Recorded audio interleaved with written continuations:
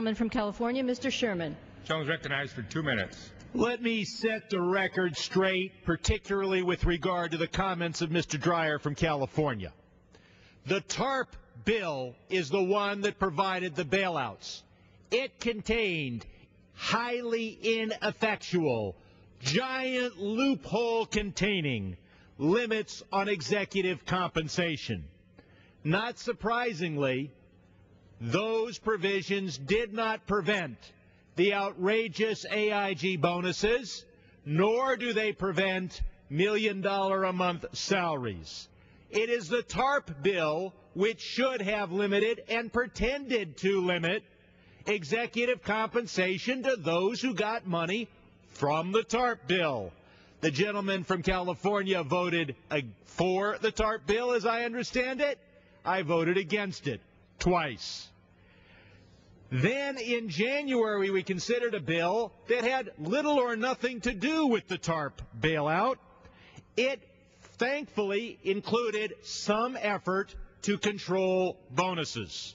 That was in addition to the restrictions found in the TARP bill. It was a step in the right direction, but it was not enough to stop the AIG bonuses. To attack people for voting to make the TARP program a little better, and to have those attacks come from somebody who voted for the TARP bill seems just a little outrageous.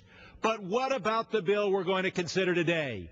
It's a good step, but it ain't going to get us where we need to go.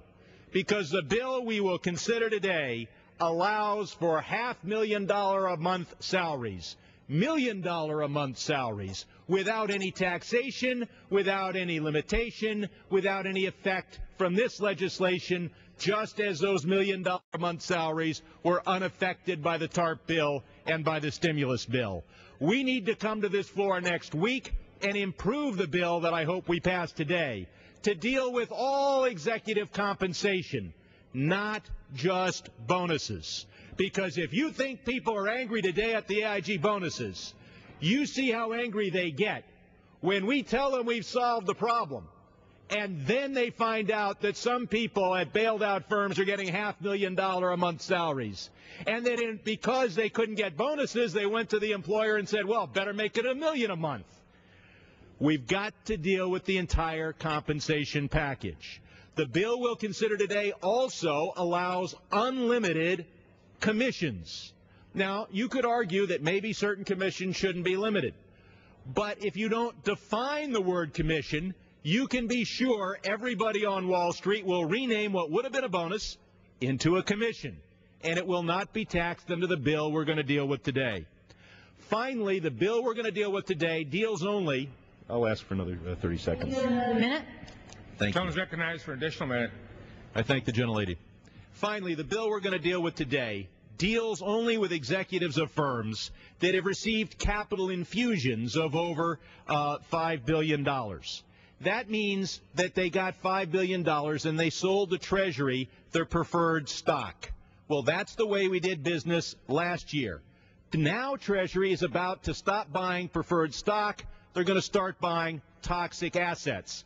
The bill we'll consider today does not deal with those firms who sell $5 billion, $10 billion, $50 billion worth of toxic assets to the U.S. government.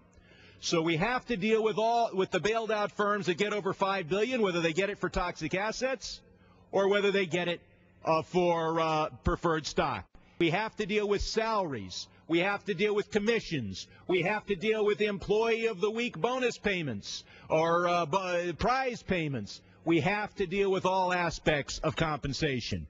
Until then, our constituents will be justifiably skeptical. I yield back.